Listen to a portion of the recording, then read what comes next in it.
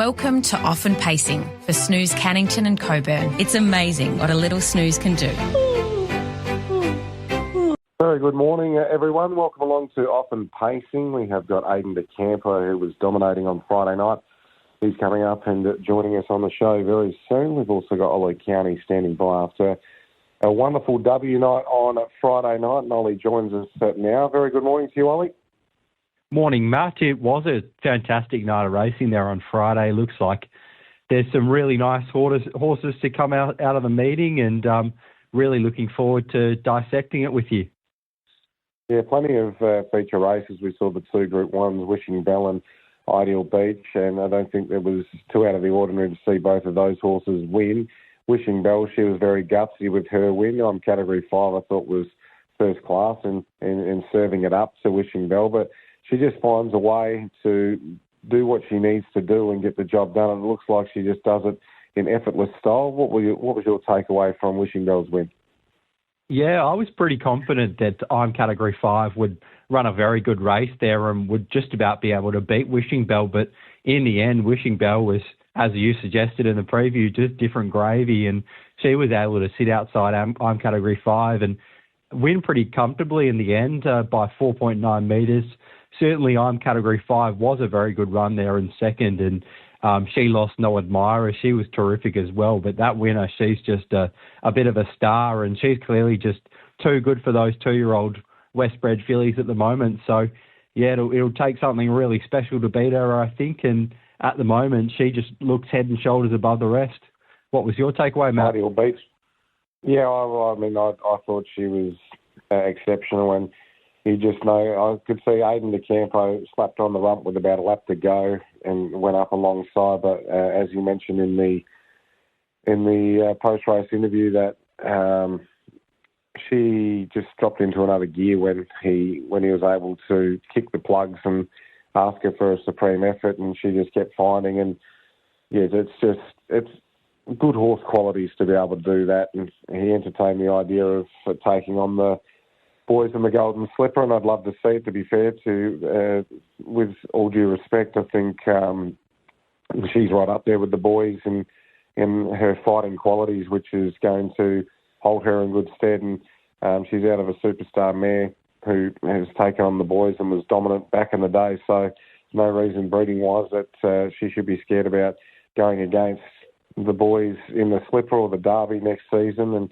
the Nugget further on. So, yeah, I'm looking forward to seeing what she can do. It's really exciting for Aidan and Connections, and they nearly brought the grandstand down when she loomed up and went on by at the top of the straight, so it's fantastic to see. Ideal Beach had the draw, looked his race on paper. He was heavily backed. He was able to lead throughout and win. He extended nicely in the concluding stages. Thought Better Move Matty was really good in defeat into second place. He's a very smart horse in his own right. What was your takeaway from the boys' Group 1? Yeah, he was just dominant, Ideal Beach, and he looked likely to win a pre-race as well, and he was so comfortable in that heat, just doing things under his own steam, and pretty much the same there on Friday night. He just made it into a bit of a dash home, and he ran 27.9 for the last quarter, which is pretty sharp, and totally agree with your thoughts on Better Move Matty. He was terrific there in second. He came wide and was still able to run past his stablemate American Machine, who's seemingly just gotten better and better each run, and he was really good there on Friday. He did get that soft run on the pegs, but I thought he was quite a good effort to only be beaten 6.2 metres. El Maestro just, he found it all a little bit too tough there, but he did do the work outside the leader, and he's had a few tough runs recently, so certainly a few excuses for El Maestro, and he's still a really nice horse moving forward, and I'm sure there'll be some really good battles between El Maestro, Better Move Matty, and Ideal Beach in the next few months to come. Yeah, I agree with that 100%. We need some horses to follow out of Friday, and some good quality horse flesh there, so I'd imagine that there's a couple of nice ones for us to be able to get involved with after some exciting racing on Friday. Let's have a look back to last week. Horses to follow, Major Freeways in today. Are you confident about Major Freeway potentially being able to break through for a well-deserved win today?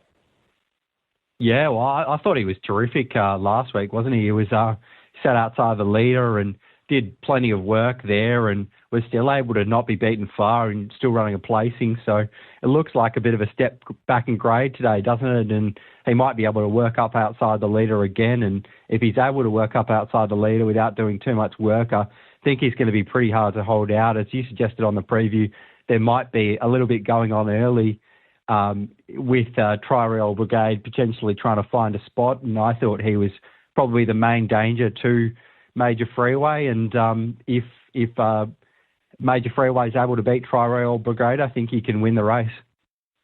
Yeah, no, I'm Lightning Banner. We're still waiting to see him. That was your horse to follow last week, and Always Be Frank, who races today. He raced well on Saturday and he looks a good player again today. We'll talk about him soon. My three were from last week was Soho Moonraker, who's yet to race again. Fly to Finish yet to race again. Gilmac raced on Saturday night and was successful. So hopefully the horses to follow, we can continue on in that trend. Who are the three for you on Friday night to put into the black book? I've got one out of the mares race, and Copycat Queen, she was a dominant winner, and she looks a really exciting mare going forward. She's just been awesome this time in. But I've got one that was able to run fifth there, Loctay. I think she's just going super at the moment, and she's a mare with quite good gate speed as well. And she showed a bit of gate speed on Friday, but she wasn't able to get across to the inside, and she was left off the pegs there and got shuffled back a little bit. And in the end, she was still running on quite well late in a race that was sort of dominated by horses that were a little bit closer to the speed. The second horse was three back the pegs, and the third horse was out in front there. So I thought Loctay was a good effort to run into it late. She's eligible for a bit easier than this type of race. So I think if she's able to zip over, get a bit of cover in a race, I certainly think she could be one that's running into the finish again, hopefully at a bit of a price. I thought out of the sixth race, which was taken out by that very impressive filly in Wishing Bell, I thought Sky High Adder really was terrific there in third, was a terrific run on debut as well when running into a really impressive second, and then backed that up impressively on Friday night, just really stepping up again in grade, being able to run into third there and close strongly in the concluding stages. And I'm sure will have taken a lot of benefit out of that just second run in such a strong race. So really looks a nice horse moving forward for Jocelyn Young there, Sky High Adder, and I definitely think she can be a player in some of those fillies races going forward. My third horse to follow was out of the 2-year-old boys race, which was taken out by Ideal Beach, and I thought Wheels of Fortune didn't have a lot of luck in that race, got shuffled back and was caught wide when they were sprinting up, and just nothing went right for him. But I've been really impressed by him this time in. He seems to be a bit of a professional, so if he's able to draw a better gate soon in a slightly easier race, I definitely think Wheels of Fortune can win again there. What were your horses to follow out of Friday, Matt?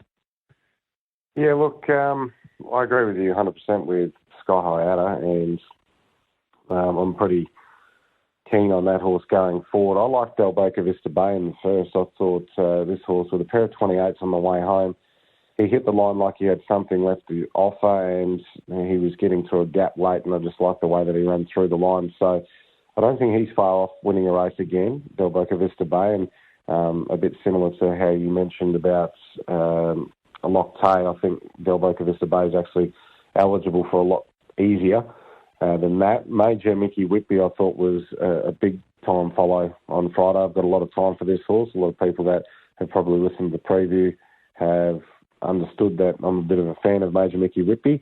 He was breathing fire just behind them, couldn't get a crack in the race that Lazy Days won.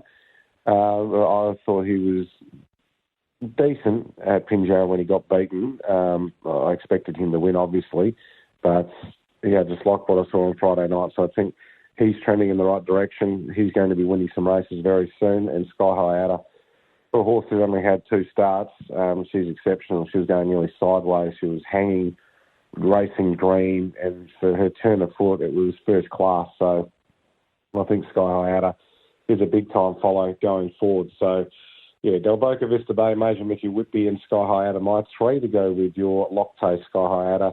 we're doubling down, and Wheels of Fortune. Pinjarra today, we've got 8 races tomorrow at Gloucester Park as well.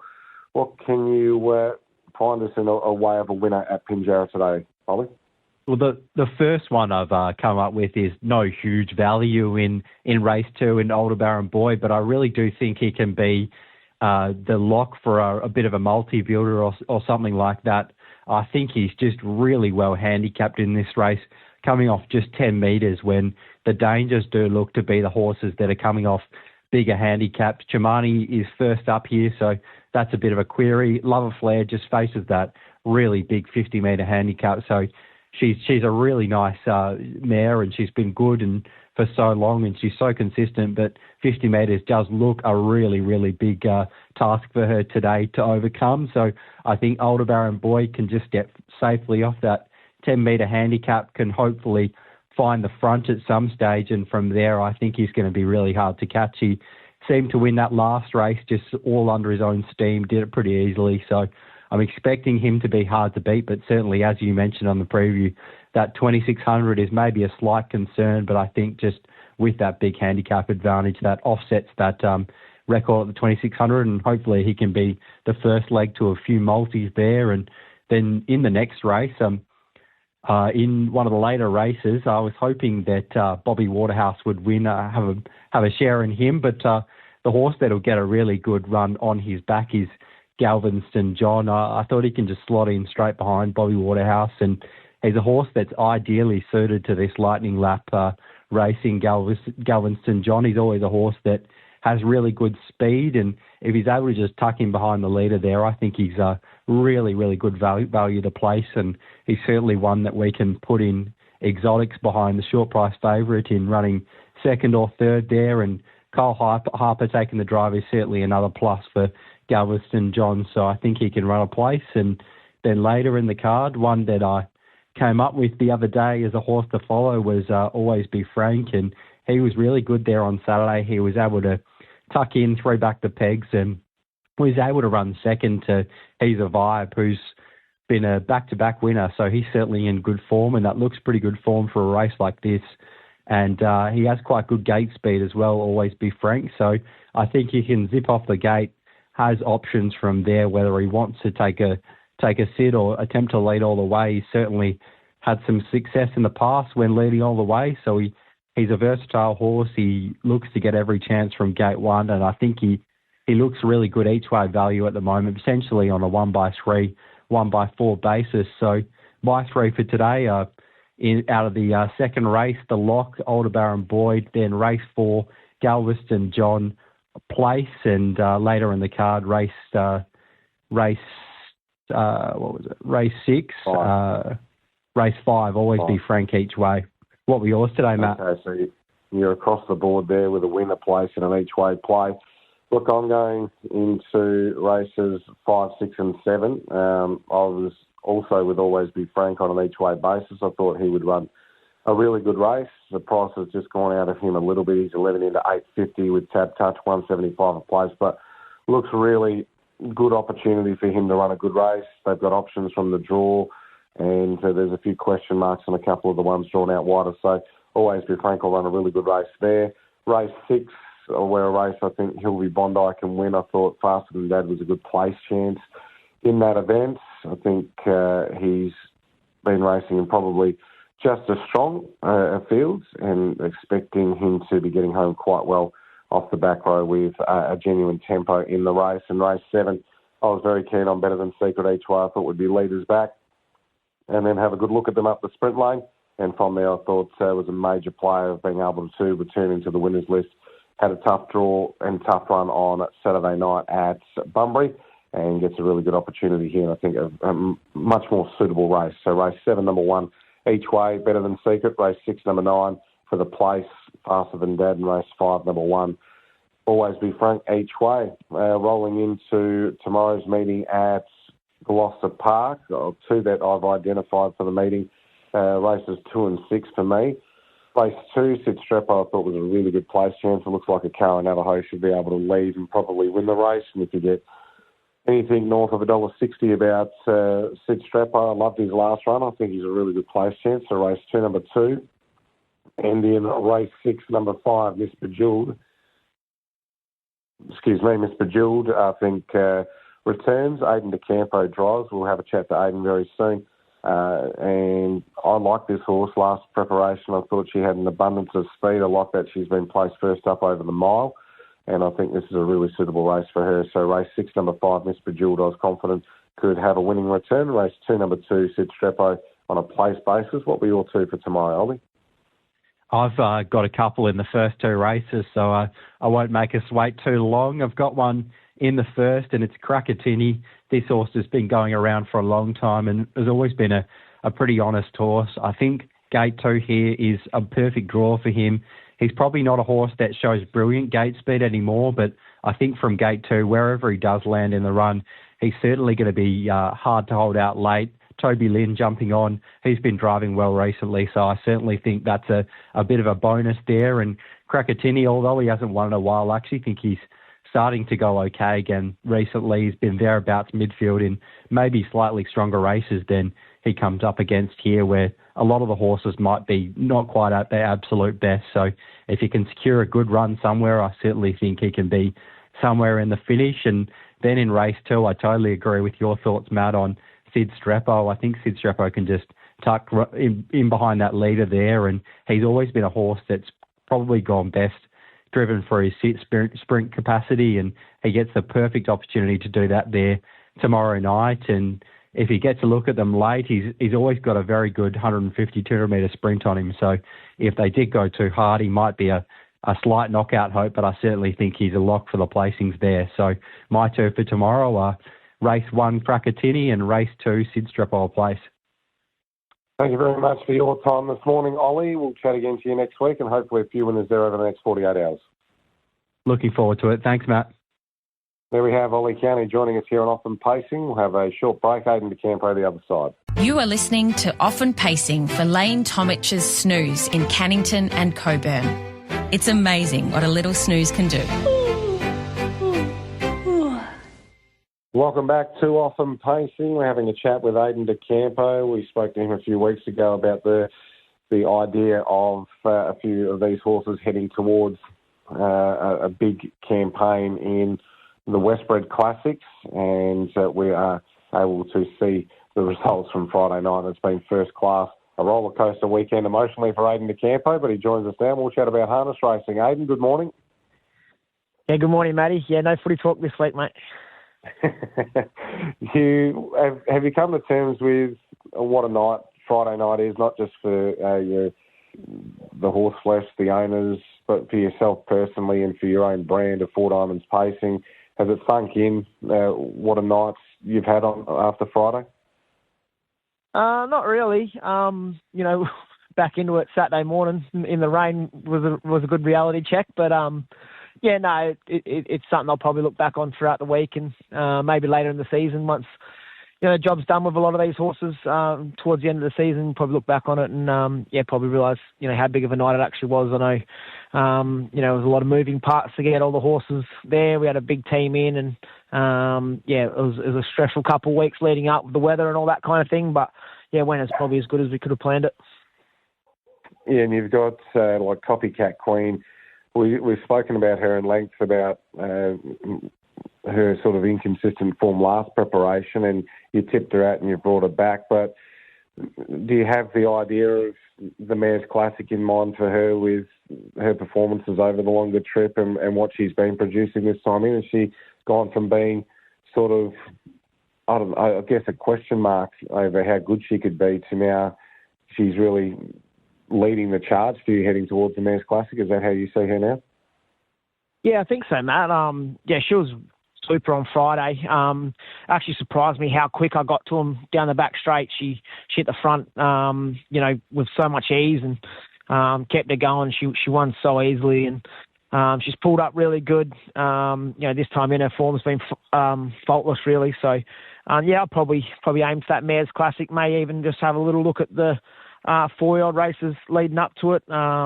Just the way she gets driven. Genuinely run races in those 4-year races, she might be worth having a crack at those as well. But we'll just see the strength of those fields and all that kind of thing. But at this stage, that's where we'll be heading. Wishing Bell, she was outstanding again. At what point do you start looking at the potential races over east, maybe next campaign, or is that something that you've started to entertain the idea of, that she could be a quality horse that could be taken over in the eastern states and really make a name for herself and yourself in Victoria or Sydney? I haven't really thought of it, Matt. You always want to find horses that are good enough to travel. As a 2-year-old, there's way too much money in our own backyard to even worry about doing it. I'll just see what the plan is for early next year. There's good money up for them sales classics again in late Feb, early March. So a couple $100,000 races there. So I will just play it by ear with her. She'll go out for a good break now. She's done a really good job. I kind of toyed up taking on the boys in the slipper, but just another 3 weeks in works is probably a little bit too long for her. She's pulled up really well, but I'd rather send her out on a high note rather than go on another 3 weeks and maybe just being on the down low and then stepping up to take the boys. But she's a absolute super filly. She just never gives in. Just a beautiful horse to train. She's there's no trick to train her. I don't think it matters what you do with her. She'll come out and race good. So she probably makes me look better than I am at the moment, which is really good. And better move Matty out of the boys. He was a really good effort. He looks like he's been a little bit of a work in progress, but there seems to be a lot of revs in the engine. Yeah, he was really good. Wanted to run up the track a little bit on Friday night, which probably isn't really his go. He normally gets down the track, but I thought he ran as good as he could from the way the race worked out. I was probably more happy to hold the breeze and run a genuine middle stage, but when Robbie's horse got there so quick, probably had to take the trail, and the lead just got away with too much and was too good in the end. But his run was really, really good, and he'll push on to the slipper now. It's my time. What are we expecting from her after Friday night's win? Yeah, she probably didn't pull up the best after the run. She does have a lot of feet troubles, and she was a little bit funny in the warm-up, but warmed out of it, and then she got the job done. But probably hasn't pulled up as well as I would have liked her to. So she'll be just doing some slow jog work for a week or two, and then she'll probably first up into the Oaks, I reckon. Off 4 weeks, we'll just pour heaps of work into her into the sand here and keep her off the hard tracks and patch those feet up and hopefully have her ready to roll for the Oaks. And looking at runners in today and tomorrow, you've got a pretty quiet day for your standards today at Pinjarra.